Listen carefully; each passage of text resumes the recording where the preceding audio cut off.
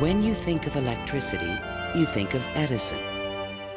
When you think of radio, you think of Marconi. But there is one electrical genius who is nearly forgotten. A man who dreamed of giving the world an unlimited supply of energy. His name was Nikola Tesla, and he was the master of lightning. This program was made possible by contributions to your PBS station from viewers like you. Thank you.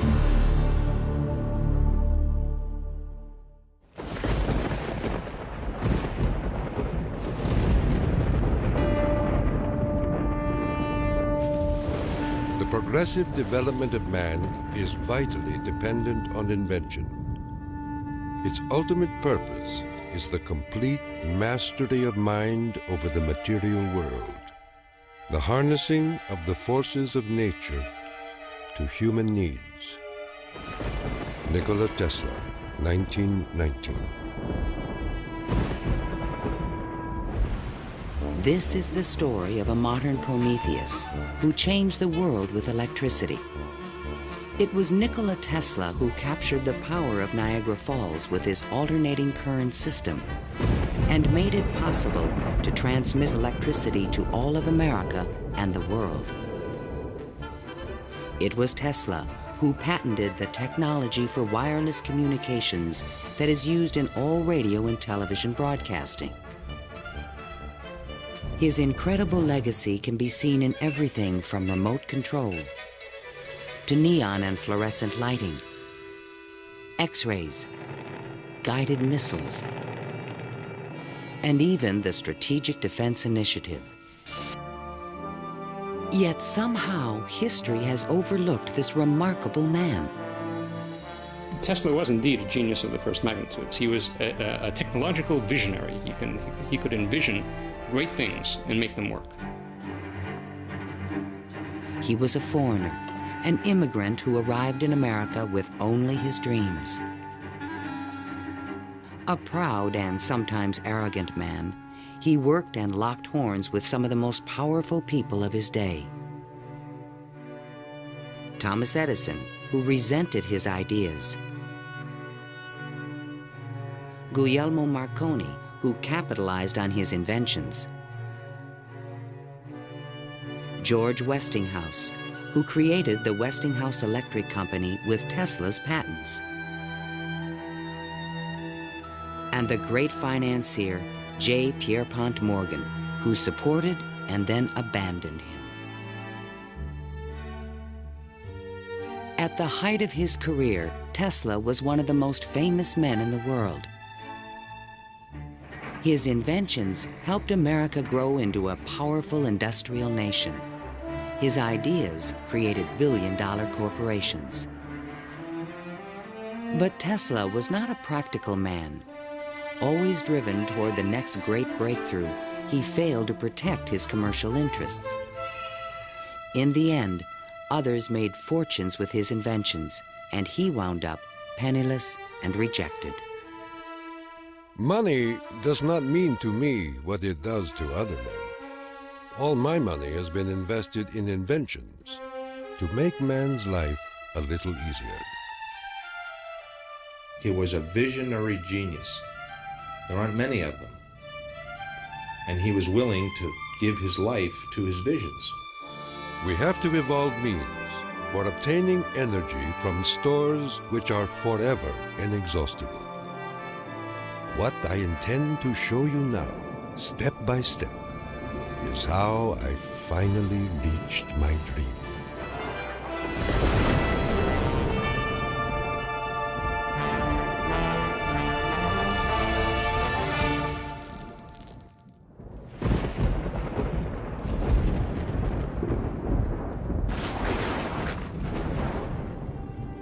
This is the house in which, by coincidence bizarre, I was born on the stroke of midnight between July 9 and 10, 1856.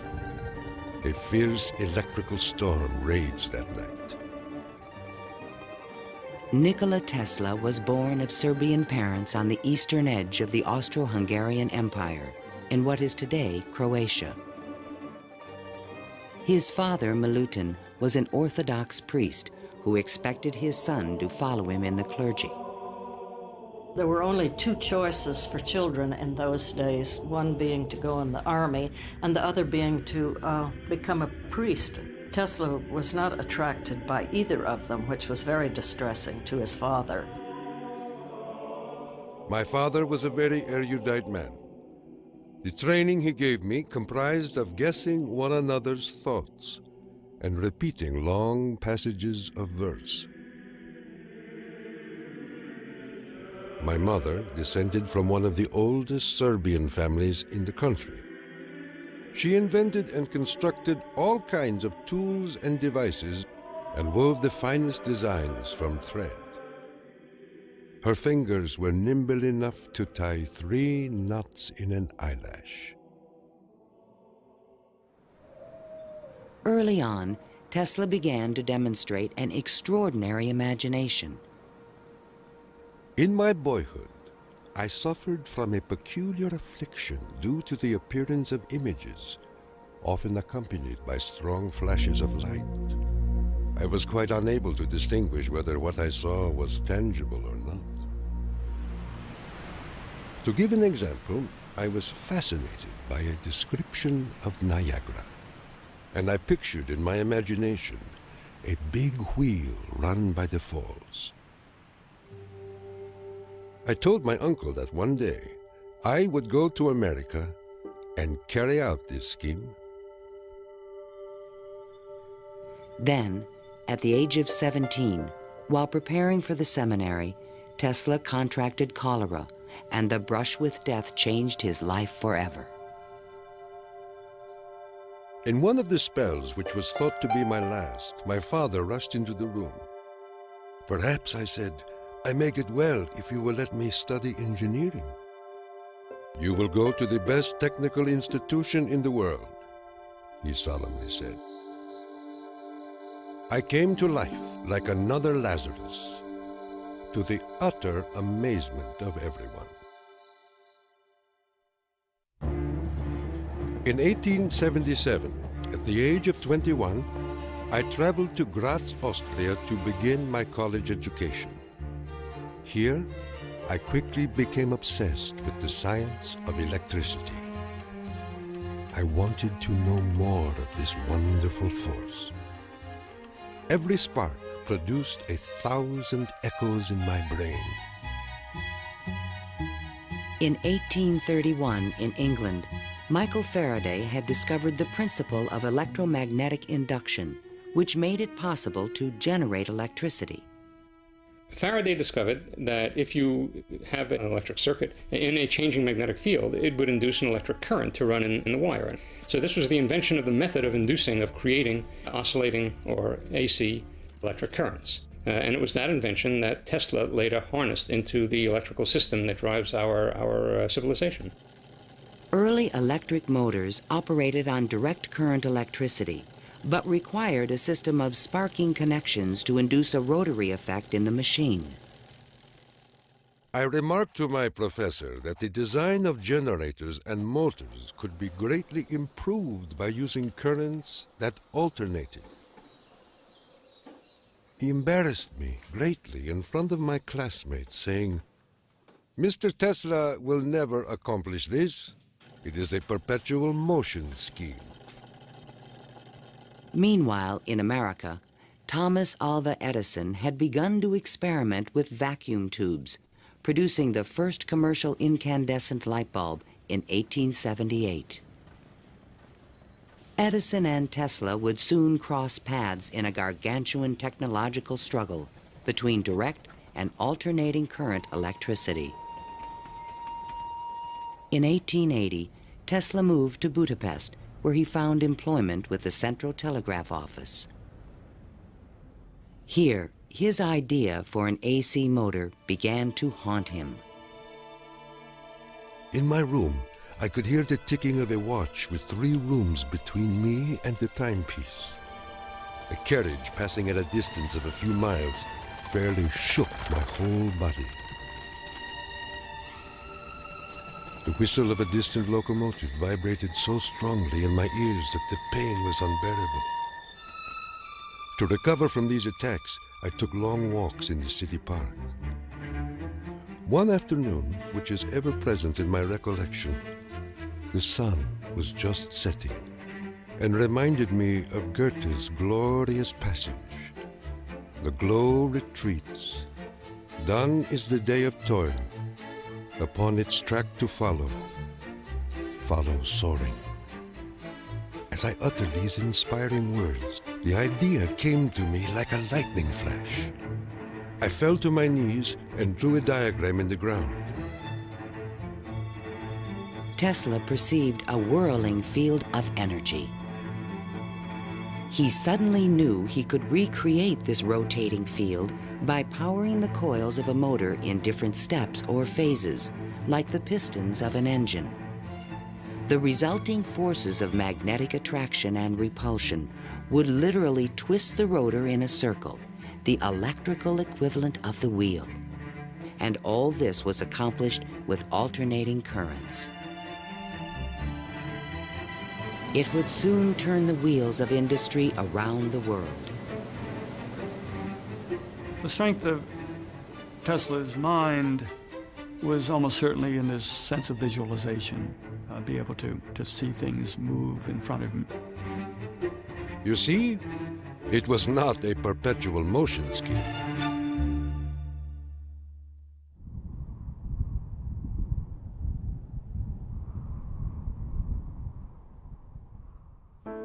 It had been the height of my ambition and my most ardent wish to see America and come in contact with the great Thomas Edison.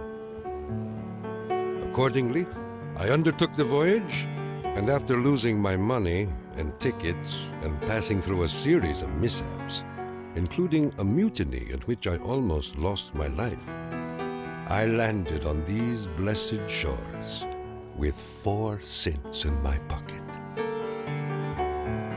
Tesla arrived in New York on June 6, 1884. A 28-year-old immigrant, he was filled with dreams of success in this strange new land. In his pocket, he carried a letter of recommendation from Charles Batchelor, one of Edison's associates in Europe. My dear Edison, I know 2 great men, and you are one of them. The other is this young man. Tesla came to America because he had tried to get his alternating current motor produced in Germany, and I believe in France as well, without any success. And he realized that there was probably only one person in the world who could help him with it, and that was Thomas Edison. New York had had electricity since the late 1870s. Edison installed his first DC power station on Pearl Street, near the financial district, in 1882. He did this with help from the great Wall Street financier, J. Pierpont Morgan. But the system was far from perfect. Electricity was a very new thing. Most people didn't understand what it was all about. They were very afraid of it. There were fires breaking out. The horses on the streets would get shocks through their shoes and run away. So it was a very exciting time for Edison. I was thrilled to the marrow meeting Edison. This great man had revolutionized the world with his incandescent lamp. And I was burning to show him my motor that ran on alternating currents. Edison had built his business on the direct current system, and any talk of alternating currents was an aggravation to him. The problem with direct current is that you can't change the voltage. What you generate, that's what you get. And if you generated the power at too high a voltage, you would blow out lamps at the other end. If you generated the proper power for the lamps and you want to go any great distance, then you need copper wire that's as thick as your arm. And the Edison people said, well, that's all right. We'll just have a power station every mile or so. DC was sufficient to power lights and run motors, but it could not be transmitted efficiently over long distances. By raising and lowering the voltage, AC could solve the problem of distance, but a working AC motor did not exist. In spite of their differences, Edison hired Tesla to improve the performance of his DC generators. Tesla said he was promised $50,000 if he was successful. The offer seemed too good to be true. I entered the Edison Machine Works, where I undertook the design of DC dynamos and motors. My regular hours were from 10:30 a.m. till 5 a.m. the next day. When I completed the task, I went to Edison for payment, and he laughed. Edison was very amused by this. Said, "You just don't understand our American sense of humor, Mr. Tesla." So Tesla had had enough by that time, and he picked up his hat and walked out. Tesla paid dearly for his pride. I lived through a year of bitter tears and hard labor, digging ditches for Edison's underground cables. But he was still determined to develop his AC motor. With help from a group of investors, he opened a laboratory on Liberty Street, only a few blocks from Edison's offices. There, he began to assemble a prototype of the motor he had envisioned 7 years earlier. Along with it, he developed all the components of the system of AC power generation and transmission still used today. In May of 1888, Tesla was ready to unveil his motor to the world.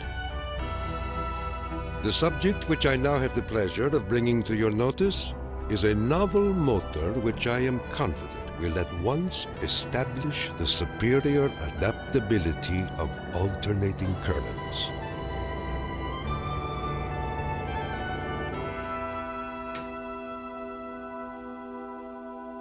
Over the next 5 years, 22 U.S. patents were awarded to Nikola Tesla for AC motors, generators, transformers, and transmission lines, the most valuable patents since the invention of the telephone.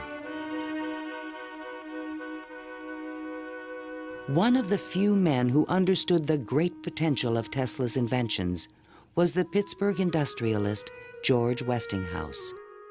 He visited Tesla's laboratory, and on the spot, he offered to purchase all the patents dealing with the alternating current system for $1 million.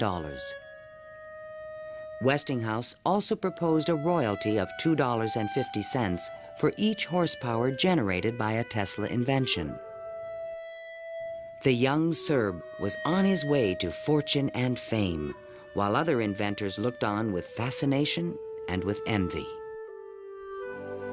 In all my troubles, I did not neglect to become a real American citizen, making me a proud and happy man.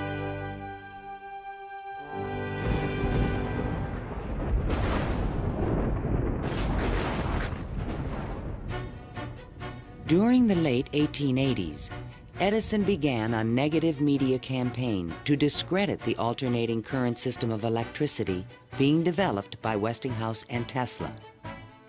It became known as the War of the Currents. My personal desire would be to prohibit entirely the use of alternating currents. They are as unnecessary as they are dangerous.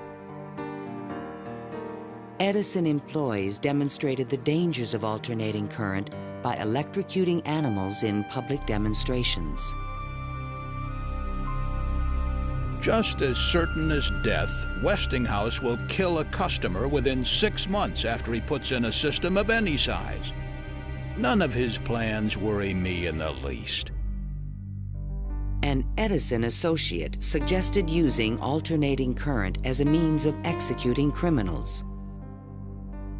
A test took place at New York's Auburn State Prison in 1890.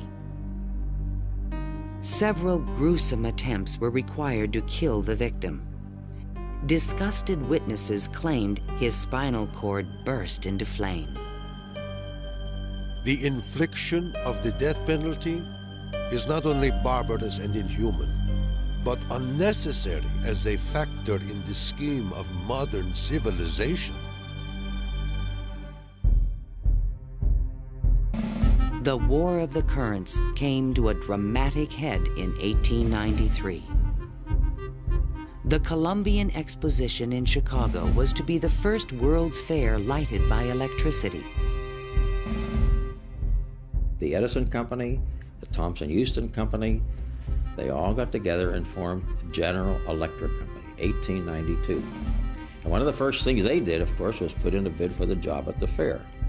Their bid was roughly $1 million. The Westinghouse bid was about $500,000, and naturally, Westinghouse got the job. In retaliation, GE refused to sell Westinghouse any of their Edison light bulbs. And they got some judge to say that Westinghouse couldn't use any one-piece lamps of any description at the fair. Westinghouse frantically devised a two-piece stopper lamp by fair time and saved the day. Now Tesla had a chance to make history in Chicago. His large AC generators would supply all of the fair's electricity and prove that his system would work on a large scale. On May 1st, 1893, 100,000 eager spectators filed into the fairgrounds, awed by the gleaming neoclassical architecture. Night fell. President Grover Cleveland pressed a button, and the fairgrounds exploded with brilliant tube lighting and multicolored searchlights. The most incredible display of lighting the world had ever seen.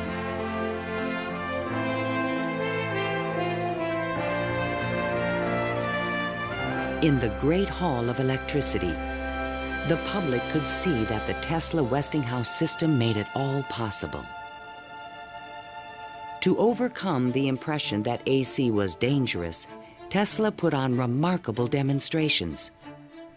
He created a device called the Egg of Columbus to show the rotating magnetic field created by his AC motor.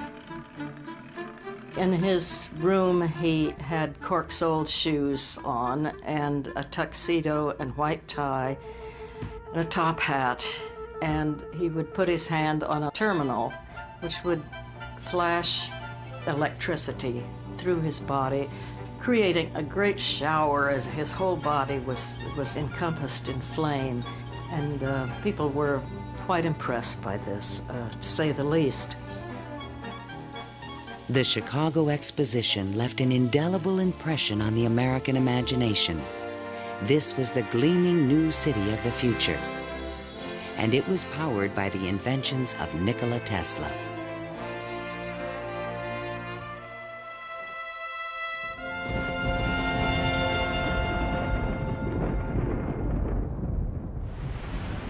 Since childhood, Tesla had dreamed of harnessing the power of the great natural wonder called Niagara Falls. The famous British physicist Lord Kelvin was now head of an international commission to find a way to use the fall's power.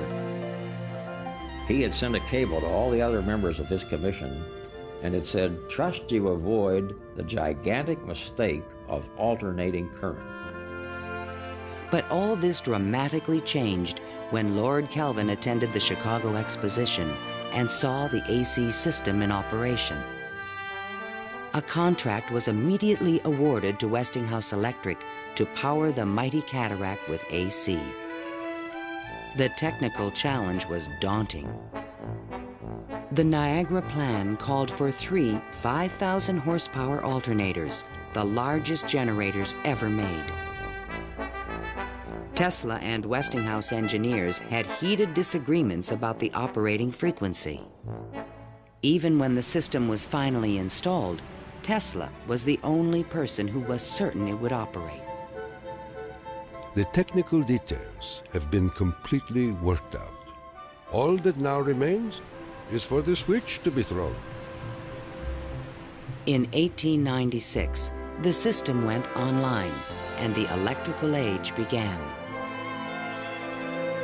The waters of the upper Niagara turned enormous water turbines connected by shafts to the massive 5,000 horsepower generators. The current from the generators was stepped up with transformers to 22,000 volts and sent out over long-distance lines, then stepped back down to light municipalities and power motors of Tesla's design. The Niagara Falls Gazette proclaimed, "This morning, the streetcars of this city are moving by Falls power. Hereafter, the Falls must work to earn their living."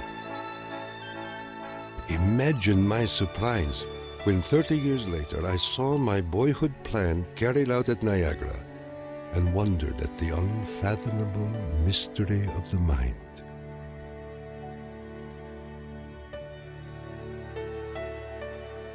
Within a few years, the number of generators at Niagara was increased to 10.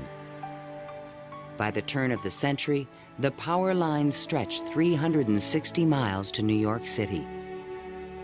The War of the Currents was over, and Tesla was the winner. By the time Tesla effectively arrives on the scene with his motor, Edison is out of the business. He's basically written out of his own company. This was something Edison would not soon forget. In spite of the success of AC, Westinghouse had overextended his company's resources, leading to severe financial difficulties. In order to save the company, Tesla said that he tore up his royalty contract for $2.50 per horsepower generated. Today, this agreement would be worth trillions. Had the inventor been tricked again? This is something that we've never found any record of in the Westinghouse annals. We do have something which is a memorandum of agreement about that, but it was never signed. But Tesla was ready to move on. I had already perceived enough to get the idea that energy could be transmitted and received without connecting wires in between.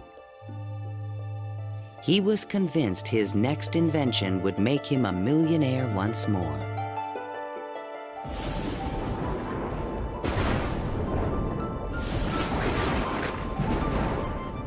My services with Westinghouse being no longer essential, I resumed experimental work in a laboratory on Grand Street, where I began immediately the design of high-frequency machines.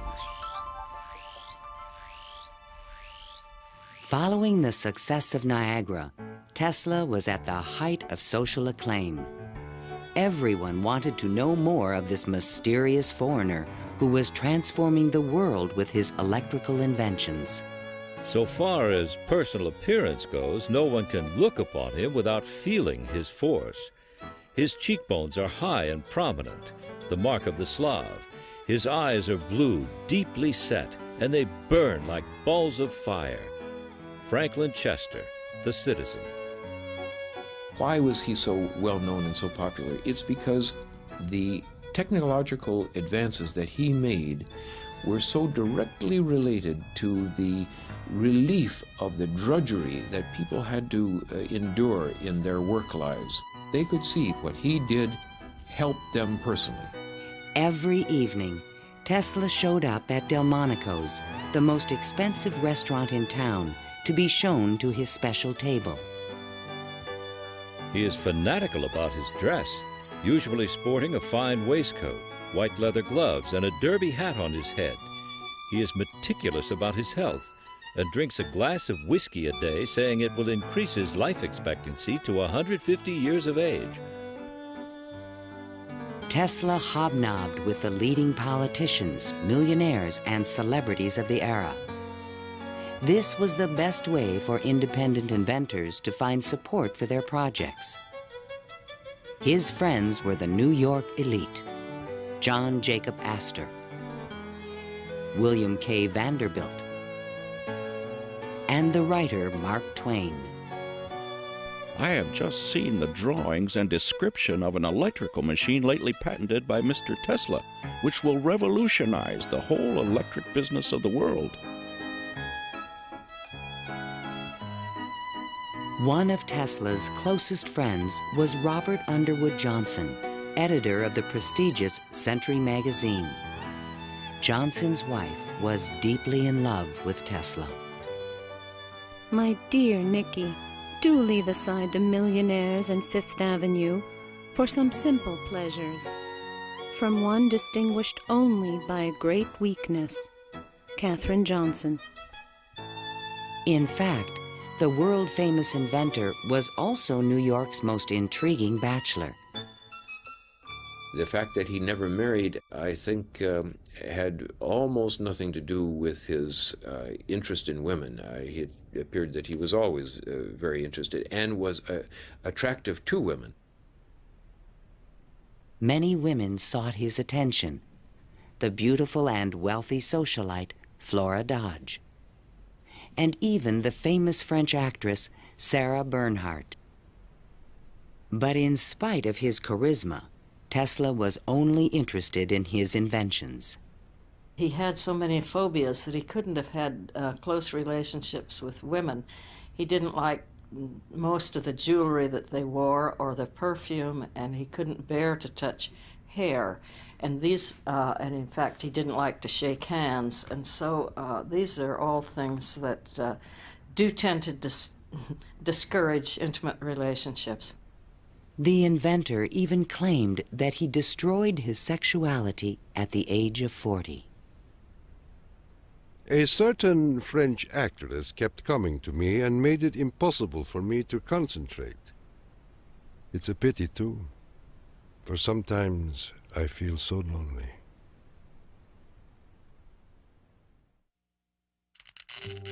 Throughout the 1890s, alongside his work on AC power technology, Tesla was also experimenting with high-frequency electricity.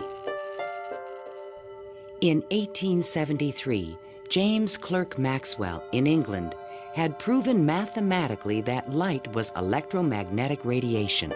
Light was electricity, vibrating at an extremely high frequency. To explore this unknown world, Tesla invented a unique device, still known today as a Tesla coil. The Tesla coil is an instrument that can step up voltages to high voltages at high frequencies. That essentially transmits a radio signal. Tesla invited friends and potential investors to late-night demonstrations in his laboratory. In experiments, he would permit his guests to pass thousands of volts of electricity through their bodies to light a lamp or melt a wire in their hands. Mark Twain was always a willing subject. Thunder is good. Thunder is impressive. But it is lightning that does the work. Even today, it would be a little bit scary to go into Tesla's laboratory, and in those days when people didn't know anything about electricity, it must have been terrifying. With high frequencies, Tesla developed some of the first neon and fluorescent illumination. He also took the first X-ray photographs. But these discoveries quickly paled one day in 1890 when a vacuum tube illuminated in his hand without any wire connection. To me, it was the first evidence that I was transmitting energy through the air. This was the beginning of Tesla's lifelong obsession, the wireless transmission of energy.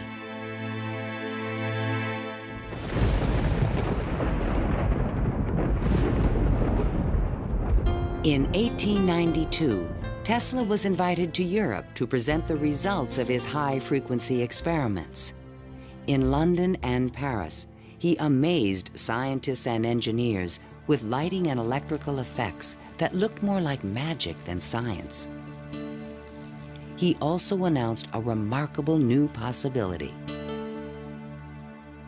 I would say a few words on a thought which fills my mind and concerns the welfare of all.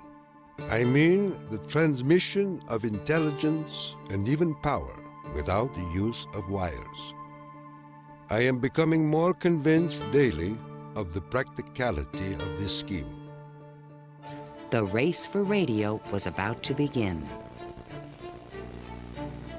In 1888, the German physicist Heinrich Hertz had demonstrated that currents of high frequency emit electromagnetic waves, or radio waves, into space. But creating a practical means of wireless communication would require a quantum leap in imagination. Hertz created the first radio transmitter and the first receiver. He had showed that you could create an electrical signal in one place and detect it in another place with nothing in between. While in England, Tesla befriended Sir William Crookes, the discoverer of radiant matter. Crookes was a mystic and believed that human beings could communicate telepathically when they were attuned to high-frequency brainwaves. Tesla was skeptical, but one night in his bed, he had a powerful and disturbing vision. I saw a cloud carrying angelic figures, one of whom gradually assumed the features of my mother.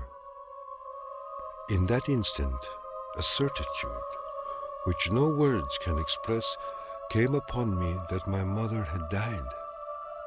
And that was true. Tesla was convinced that he and his mother were tuned to the same frequency. His otherworldly experience would soon lead him to another revolutionary invention. On his return to New York in 1893, Tesla banished himself from social life and disappeared into his new laboratory on South Fifth Avenue. Following his uncanny intuition, he soon discovered that Tesla coils would transmit and receive powerful radio signals when they were tuned to resonate at the same frequency.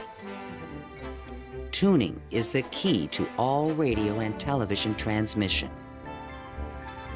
In my laboratory, I could take in my hands a coil tuned to my body and collect 3/4 horsepower anywhere in the room without any tangible connection. Sometimes I would produce flames shooting out from my head and run a motor in my hands, or light 6 or 8 lamps. By early 1895, Tesla was ready to transmit a signal 50 miles to West Point, New York. He could now produce 1 million volts with his new conical coil. But that year, on the Ides of March, disaster struck. Fire broke out in the building which housed Tesla's laboratory. Everything was lost. Utterly disheartened and broken in spirit, Nikola Tesla, one of the world's greatest electricians, returned to his room in the Gerlach yesterday morning and took to his bed. He has not arisen since. I was devastated. What could I say?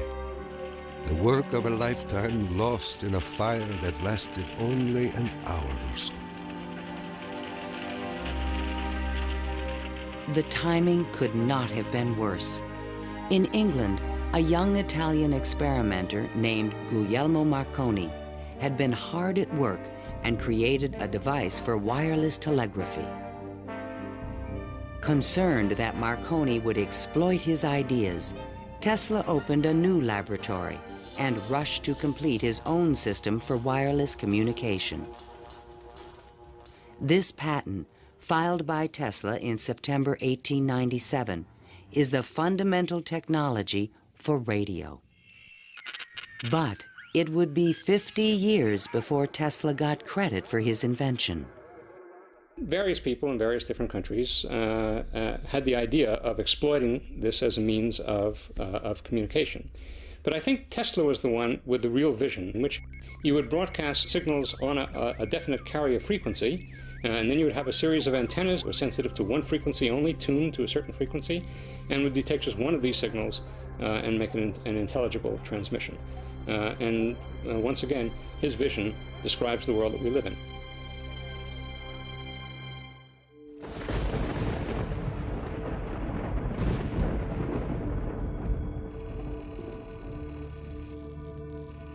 I was so blue and discouraged in those days that I do not believe I could have borne up but for the regular treatments of electricity which I applied to myself.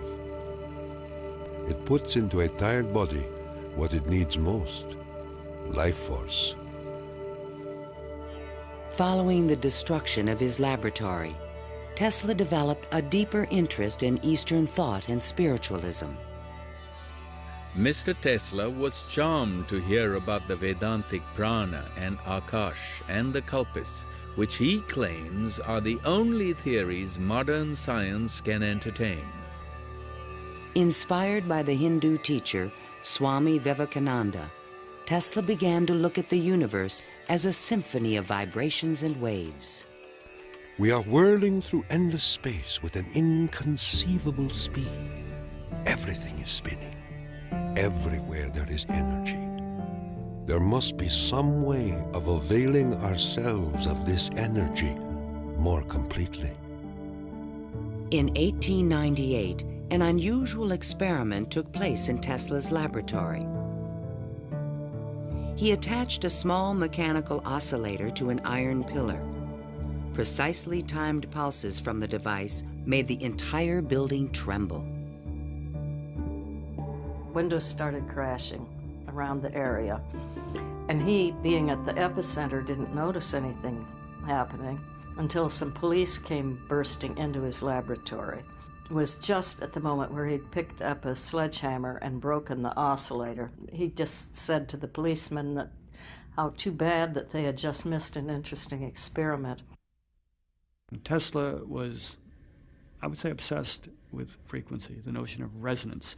The story where he takes the device and puts it on the girder in his office and, gets the frequency of the building and supposedly, it's an apocryphal story, I'm sure, but it gets right at the core that, hey, if I've got the right frequency, I can move the world. And indeed, he talks about the frequency of the earth, and that if he can do that, he can, almost literally split the earth in half. Meanwhile, Marconi was doing more practical things and succeeded in transmitting a signal 5 miles on the Salisbury Plain in England. Not to be outdone, Tesla decided to introduce an entirely new invention.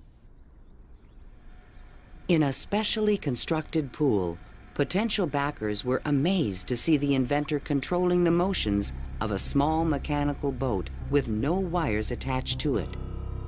This was the world's first radio-controlled device. The machine even seemed to think. Someone threw out the question, what is the cube root of 64? And 4 flashes came back. The audience was so surprised, Tesla had to remove the lid to prove no one was inside. Tesla developed his radio-controlled boat in 1898 and patented it and thought it was an armament for war. He rationalized this as a means of ending war.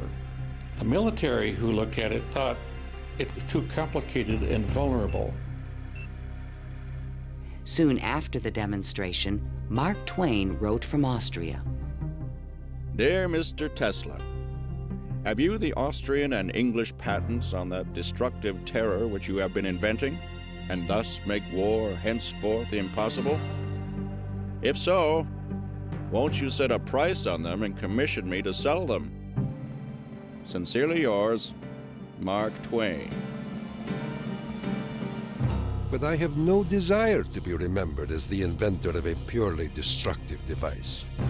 I prefer to be remembered as the inventor who abolished war. That will be my highest pride.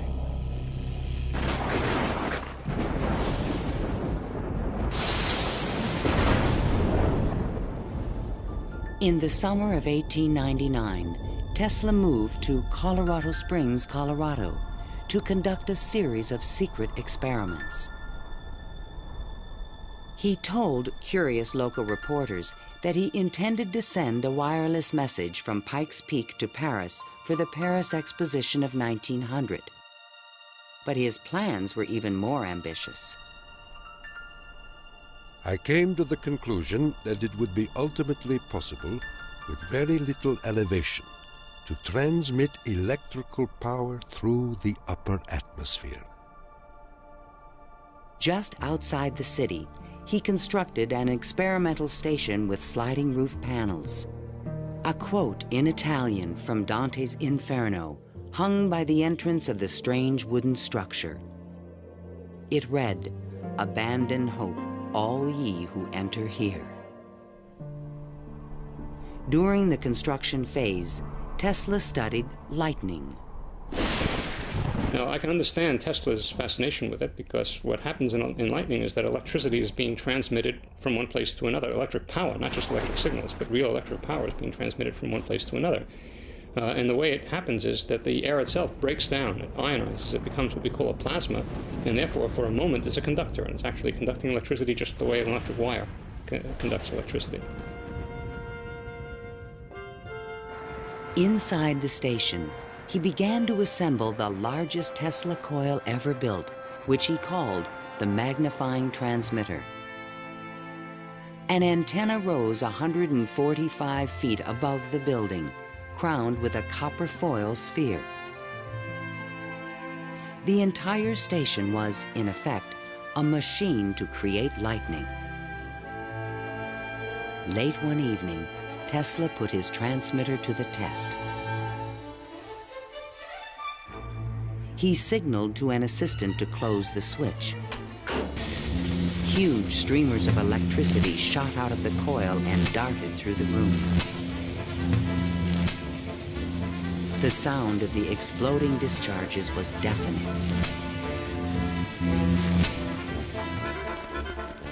Outside, above the building, bursts of artificial lightning, more than 100 feet long, began to shoot out at the ball atop the antenna.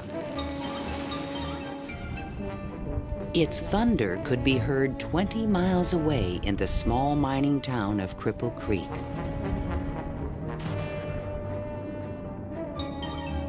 Suddenly, the lightning stopped, and the entire city of Colorado Springs was plunged into darkness.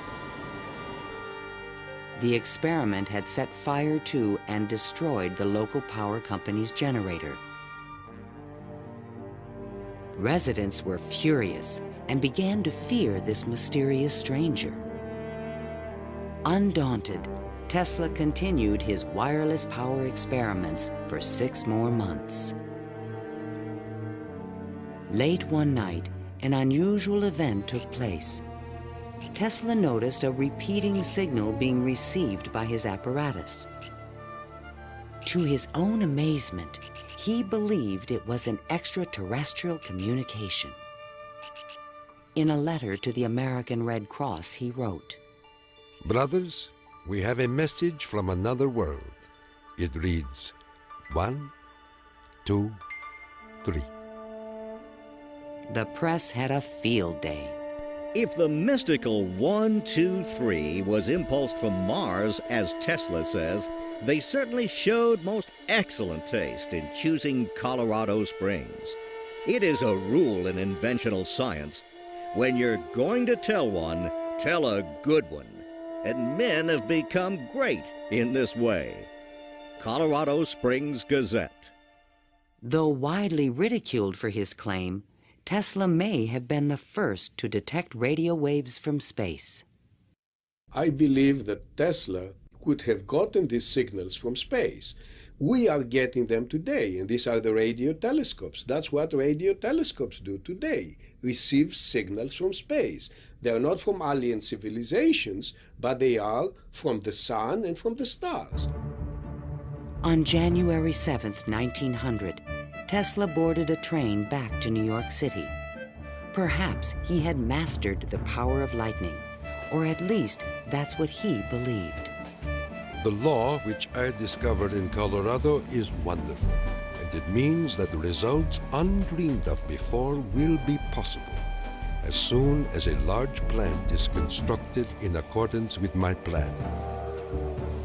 See the excitement coming.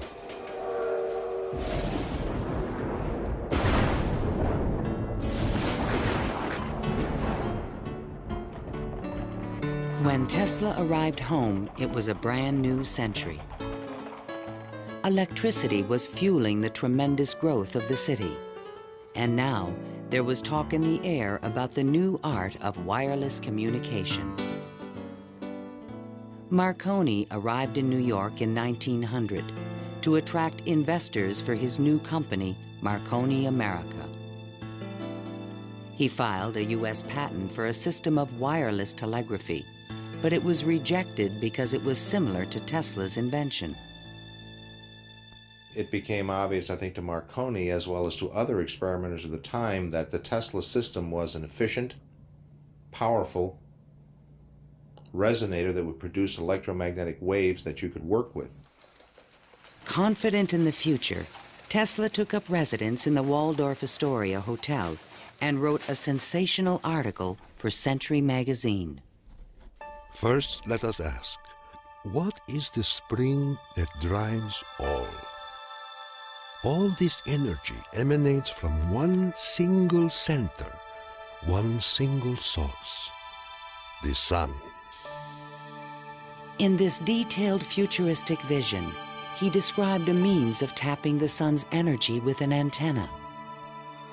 He suggested that it would be possible to control the weather with electrical energy. He predicted that wars would soon be eliminated by machines. And to unite all nations, he proposed a global system of wireless communications. When wireless is fully applied, the Earth will be converted into a huge brain, capable of response in every one of its parts. It tells us about a vision he had for both power and communications, that he wasn't going to think small. He was going to think globally on this. And that's all very nice if it works. The idea of a global communications network was very appealing to one of the world's most powerful men, J. Pierpont Morgan. He agreed to invest $150,000 into Tesla's worldwide radio broadcast center. But the inventor's real plan was to transmit without wires industrial levels of electrical power. Tesla chose to keep this a secret from his investor. In the summer of 1900, Tesla moved to Shoreham, Long Island, and began construction of a huge tower and plant called Wardenclyffe. This Tower of Dreams was made entirely of large wood beams and rose 187 feet above the ground. The plant next to the tower was designed by the architect Stanford White and was constructed under strict secrecy. He certainly could have sent signals across the Atlantic with no trouble with a station of that magnitude. But he was still pursuing wireless power transmission. The tower would light up at night, shooting sparks, making noises. Such experiments, they alarmed the whole area. Then, on December 8, 1901, Marconi took another step forward and transmitted his famous letter S across the Atlantic. Tesla dismissed the Italian's advances. Marconi is a good fellow. Let him continue. He is using 17 of my patents. The simple fact about Marconi is that he used Tesla's system to transmit signals and claimed that these were ideas that he had developed himself. Morgan began to doubt the wisdom of his investment. Marconi's system not only worked, it was also inexpensive. And technical problems were beginning to catch up with Tesla. He went back to Morgan again, asked for more money. Morgan says, Where's the radio transmissions across the Atlantic? How's that coming along? Well, it wasn't coming along. Tesla was forced to tell Morgan his real plan. What I contemplate and what I can certainly accomplish, Mr. Morgan, is not a simple transmission of messages, but rather the worldwide transmission of electrical power. A single plant of but 100 horsepower can operate hundreds of millions of instruments. But Morgan was a practical businessman and had already decided to back Marconi. I have received your letter, and in reply would say that I should not feel disposed at present to make any further advances. J. Pierpont Morgan. Word spread rapidly that the investor had pulled out of Wardenclyffe, and Tesla was financially ruined. Late one night in 1903, the residents of Shoreham were astonished to see bright light emanating from the tower and an effect in the air like the aurora borealis. But in fact, Tesla could not transmit wireless power.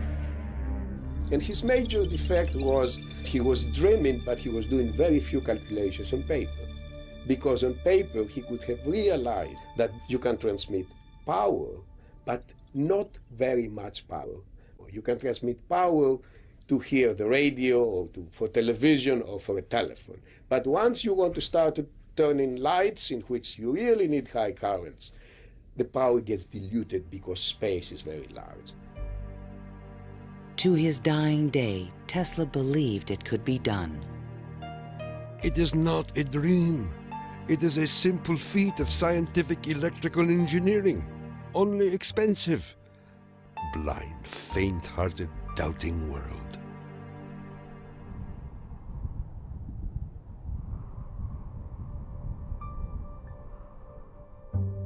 Wardenclyffe marked a turning point in Tesla's career.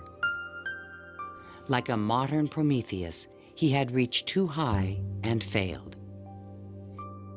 In 1904, the U.S. Patent Office suddenly reversed its previous decisions and gave Marconi a patent for radio. 1 year later, Tesla's fundamental AC patents expired. Now the inventions that powered the world could be used by anyone free of charge. The public didn't realize that he had made this invention that had made billionaires out of corporations, and that he himself was broke. With no money to carry on his work, Tesla began to sink into an isolated world. He was totally disinterested in business. I think it not necessarily bored him, but he didn't make the relationship between the importance of business and the importance of his invention and discovery. Occasionally, he was seen in public parks feeding the pigeons. These are my sincere friends. Tesla's melancholy turned to anger in 1909 when Marconi was awarded a Nobel Prize. Mr. Marconi is a donkey. The question of Tesla and radio is certainly a very interesting one. It's clear that Tesla, in terms of certain basic notions of radio, was very early, if not first, in expressing them and even of getting of taking them to the patent stage. In desperate need of money, Tesla brought suit against the Marconi company, claiming that his patent rights had been infringed. But he lacked the resources to wage a legal battle with a large corporation, and ultimately gave up. Marconi had received the Nobel Prize for work that Tesla correctly believed to be his own. I suppose everything is fair in wireless as in warfare. In 1915, the Nobel Prize entered Tesla's life once again. The Swedish government has decided to distribute the Nobel Prizes next week as follows. Physics, Thomas A. Edison and Nikola Tesla. Even Tesla was surprised by the front-page announcement in the New York Times. I have concluded the honor conferred upon me concerns the transmission of electrical energy without wires. But 1 week later, the award was given to William H. Bragg of Oxford, England, for his work with X-rays and crystal structure. The embarrassing situation was never really explained. A rumor spread that Tesla had refused to share the prize with Edison. The difference that the Nobel Prize could have made in Tesla's life soon became evident. Testimony given by Nikola Tesla, the electrical inventor, in a judgment for $935 back taxes was filed yesterday. Mr. Tesla said under oath that he was penniless and had been living on credit. In an attempt to give him long overdue recognition, the American Institute of Electrical Engineers decided to award Tesla their prestigious Edison Medal. But on the night of the presentation, the guest of honor was missing. And Edison was conveniently away on business. They found Tesla across the street by the New York Public Library, feeding the pigeons. Later that night, he was persuaded to accept his medal and announced that he had finally completed his invention to transmit wireless power. The energy goes to a distant place, and you will see something like the aurora borealis. To conclude, we are coming to great results. The audience thought Tesla was losing touch with reality.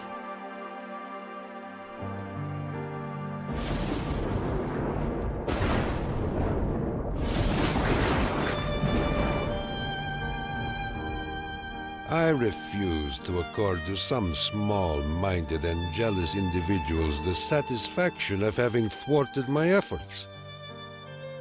These men are nothing more to me than microbes of a nasty disease.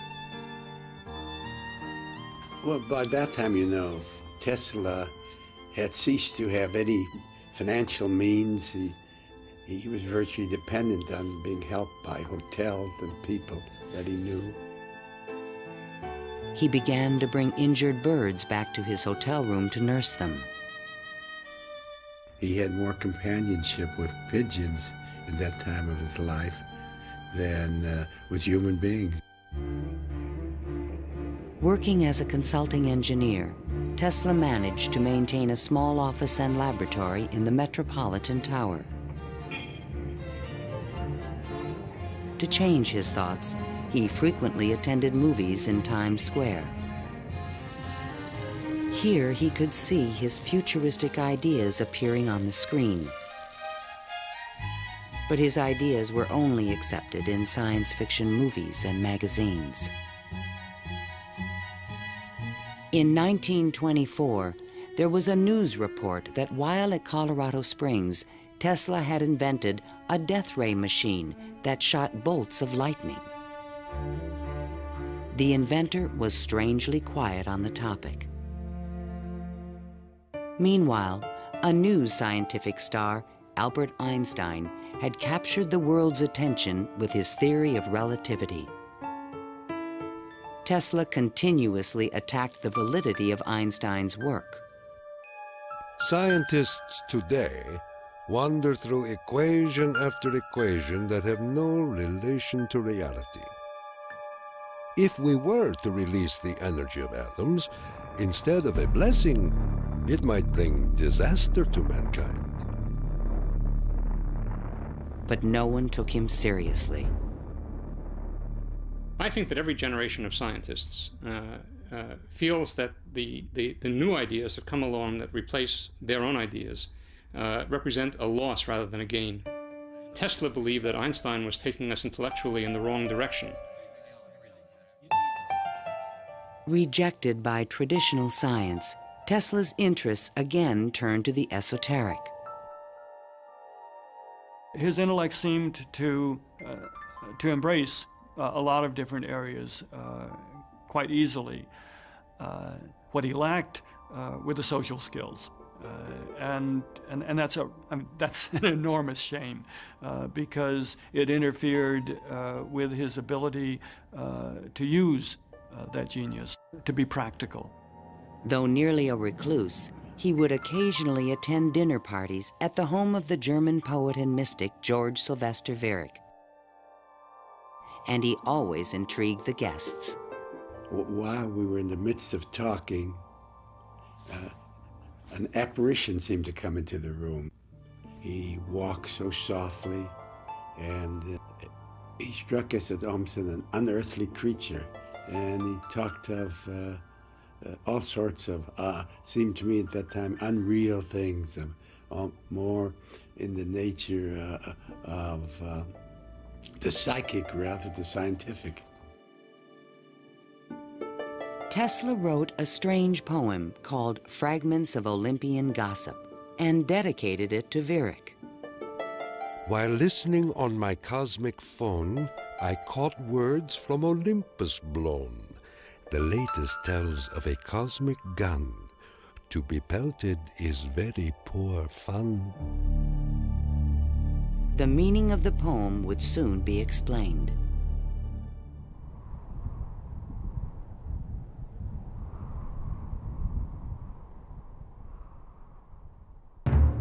I inherited from my father an ineradicable hatred of war. But war can be stopped, not by making the strong weak, but by making every nation, weak or strong, able to defend itself. Thomas Edison, America's best-known inventor, died in 1931. That same year, Tesla came back to life. His friends threw him a 75th birthday celebration. Time magazine put his picture on the cover. Letters of admiration poured in from scientists around the world, including a generous Albert Einstein. I congratulate you for your great success on your lifetime task. Basking in the attention, Tesla announced at a press conference that he had discovered a completely new source of power. The idea, when it first burst upon me, was a tremendous shock. And let me say that it has nothing to do with releasing so-called atomic energy. I think that a lot of the proposals that he made in his later life were so esoteric as to be impractical in that time and even in the current time. When the Nazis rose to power in Germany, Tesla decided that the time was right to reveal his new source of power, a man-made form of lightning called teleforce that could shoot an airplane from the sky. Nikola Tesla, electrical wizard and radio pioneer, announced that he was working on a machine to create a powerful electrical death beam which could wipe out armies in a flash and destroy huge fleets of ships or planes. The concept of using lightning bolts as a weapon certainly is millennia old. It goes back at least to the ancient Greeks. Think of Zeus throwing lightning bolts. The main contribution that Tesla had was to come up with a true scientific, rational, at least concept of coming up with controlling these lightning bolts and projecting them over long distances. Tesla had experimented with this idea while at Colorado Springs. Now he intended to build it on a large scale. His plan was to charge small particles of tungsten or mercury, then accelerate them with lightning force through a special gun with one end open to the atmosphere. Tesla's death beam stirred the public's imagination when it was featured in a Superman cartoon, the Electro-Euthanasia Ray. but the idea was more than science fiction. Tesla tried to sell this concept to various governments, England, the Soviet Union, and the United States, all Allied powers, and against Germany. He offered his system to England for $30 million, and they entered negotiations. When Tesla demanded payment before sending the final plans, the deal fell through. The British attempted to build their own death beam, but the project was soon abandoned. As the Nazis surrounded Yugoslavia, Tesla attempted to sell a beam weapon system to his former country. There should be needed 9 stations, 4 for Serbia, 3 for Croatia, and 2 for Slovenia, and it will protect our dearest homeland. At this point, even Tesla's countrymen thought he was just a crazy old man. One day in 1937, Tesla started out from his hotel room to feed his pigeons. Suddenly, a few blocks from the hotel, he was hit by a taxi and thrown to the ground. 3 of his ribs were broken. He was 81 years old. Remembering what he did for their company, Westinghouse executives agreed to pay his room and board for the rest of his life. The inventor also received a small stipend from the Yugoslav government. During the Christmas season of 1942, Tesla's death was imminent. Again, he attempted to interest the United States in his beam weapon concept. At the recommendation of 2 government engineers, a meeting of high-level officials was scheduled at the White House for January 8, 1943, to consider his plans. But the meeting never took place. Nikola Tesla, inventor of the Tesla coil, the induction motor, and hundreds of other electrical devices, died last night in his suite at the Hotel New Yorker. On last Thursday night, here in our city of New York, a man who was 87 years of age died in his humble hotel room. On January 10, 1943, Mayor Fiorello LaGuardia of New York paid tribute to Tesla on the radio. He died in poverty, but he was one of the most useful and successful men who ever lived. Were we to eliminate from our industrial world the result of Tesla's work, the wheels of industry would cease to turn, and our electric trains and cars would stop. Our towns would be dark, our mills and factories dead and idle. But Tesla is not dead. The important part of Tesla lives in his achievement, which is great and integral part of our civilization, of our daily lives, of our current war effort. Ironically, only 5 months after Tesla's death, the United States Supreme Court declared elements of the Marconi patent invalid. The decision confirmed Nikola Tesla's patent priority for the fundamental technology of radio.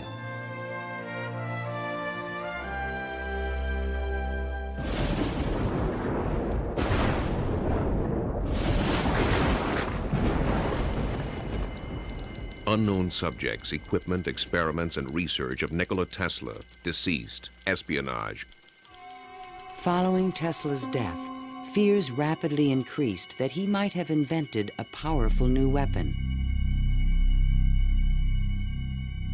FBI Special Agent in Charge, P.E. Foxworth, was called in to investigate. He had been informed that Tesla's papers were not secure. Tesla is reported to have completed and perfected his experiments in the radio transmission of electrical power, commonly referred to as the death ray. A distant relative of Tesla, named Sava Kasanovich, is taking steps to get possession of these important documents and plans. Tesla's nephew, Kasanovich, was an up-and-coming Yugoslav diplomat with suspected connections with the communists. He insisted that his uncle's effects be returned to Yugoslavia. Kasanovich had asked the locksmith to come and open the safe, thinking there might be a testament, a will, in the safe. A will was never located. And there was a lot of talk then about secret weapons and negotiations with the USSR. There was all kind of talk, you know. Shortly before his death, Tesla showed a delivery boy a box in his room that he said contained a powerful weapon. A number of people call me and ask me, did I see in the hotel room a certain kind of a box, you know? They were looking for some secret contraption that Tesla had invented. I never saw anything like that. The U.S. Office of Alien Property immediately seized all of Tesla's possessions until their ownership could be established.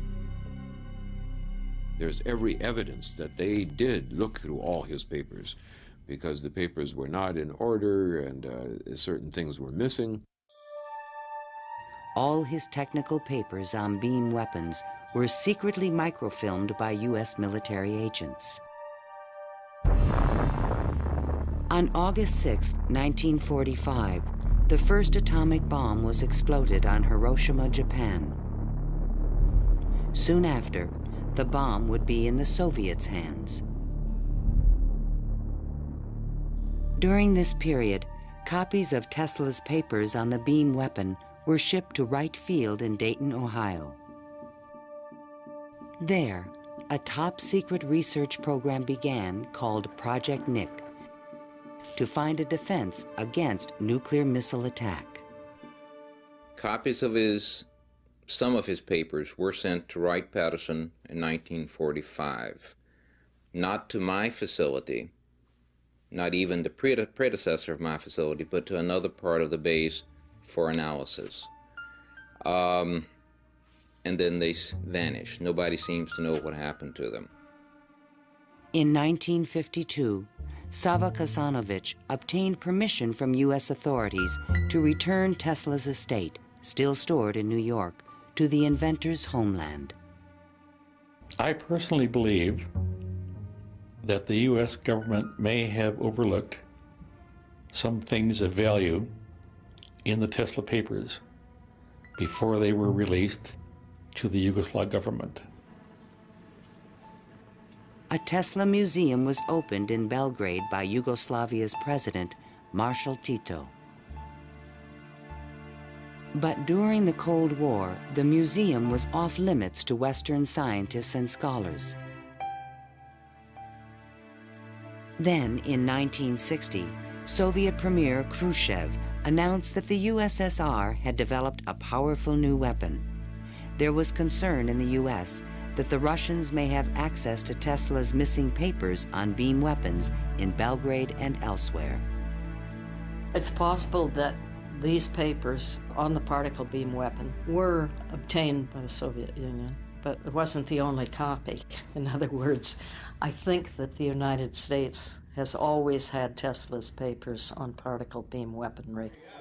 An American beam weapon program began at Lawrence Livermore Laboratories, but engineers could not produce an effective directed energy weapon. I've always been a sort of a fan of Nikola Tesla, an admirer, and definitely he had the concept of a charged particle beam weapon back in the 1930s. I haven't a clue, to be quite honest, how he meant to actually do it. In 1978, evidence suggested that the Soviets were attempting to build a huge beam weapon near Semipalatinsk in the Ukraine. Soon after, President Ronald Reagan announced the Strategic Defense Initiative in March 1983. I call upon the scientific community in our country, those who gave us nuclear weapons, to turn their great talents now to the cause of mankind and world peace, to give us the means of rendering these nuclear weapons impotent and obsolete. Tesla's concept for a beam weapon defense shield was finally taken seriously by the United States to combat the destructive threat of atomic weapons. In spite of circumstantial evidence, there is no direct proof that Tesla's ideas or plans were used in the Strategic Defense Initiative. And even today, after decades of investment and research, scientists still disagree on whether beam weapons are realistic. Basically, let me just make a short statement. That's all I'm really at liberty to say, is that a considerable amount of effort has taken place in the United States and in a number of other countries trying to get these things up to a real weaponizable status. Let me stop at that point. No U.S. government archive has any record of Tesla's technical papers, which were copied immediately after his death. And what has become of Tesla's great dream to transmit electrical power without wires? This is the Navy and Air Force High-Frequency Active Auroral Research Program, or HAARP, in Gakona, Alaska. The large antenna array is designed to beam high-energy microwaves into the ionosphere. Tesla was a genius because way before anybody knew or even understood the physics of the Earth and what we call today the ionosphere, which is a layer of ionized particles about 80 kilometers above the Earth, he conceived it and he tried to use it to produce a variety of new concepts. The HAARP project evolved from a patent filed in 1987 in which Tesla's work is referenced. It proposed using the ionosphere like an enormous electrical circuit to transmit power around the planet. It even described a means of changing the weather by superheating portions of the upper atmosphere with microwave energy. Tesla proposed that it might be possible to modify the weather by using radio waves. I believe that this is impossible. Ionospheric modification is still in its early experimental stages, but microwave technology has already made it possible to transmit wireless power with the use of satellites. We go to Alaska, and in Alaska there is natural gas. In order to send it somewhere, you have to create a pipeline. That's very expensive. So we said, all right, let's go into Alaska, create microwaves from the natural gas, send them to a satellite at a particular geosynchronous orbit, put a reflector there, and send it to Japan. And in Japan now, you get the antenna, which transforms these microwaves into 60 hertz, and you get electricity. So you make essentially Tesla's dream. The scientific man does not aim at an immediate result. He does not expect that his advanced ideas will be readily taken up. His work is like that of the planter for the future. His duty is to lay the foundation for those who are to come and point the way. He was special. I mean, he was unique. He was unusual in all sorts of ways. And if we are to understand our own creativity, our own ability to invent, there's an awful lot to be learned by studying the way in which he created. The day when we shall know exactly what electricity is will chronicle an event probably greater, more important than any other recorded in the history of the human race.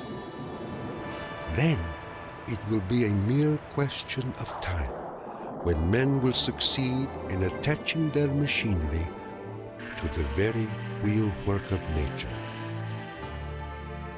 See the excitement coming.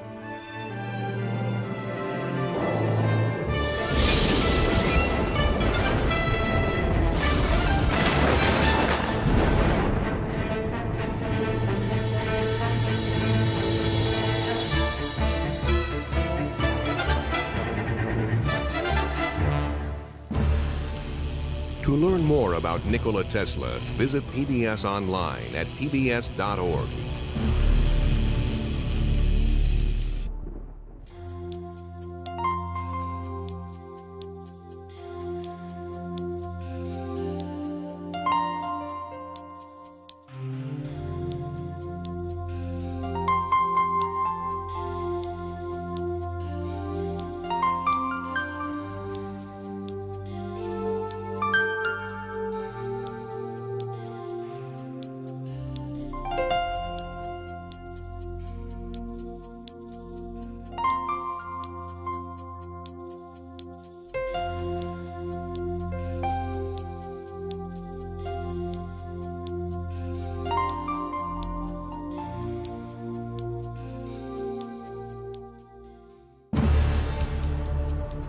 This program was made possible by contributions to your PBS station from viewers like you.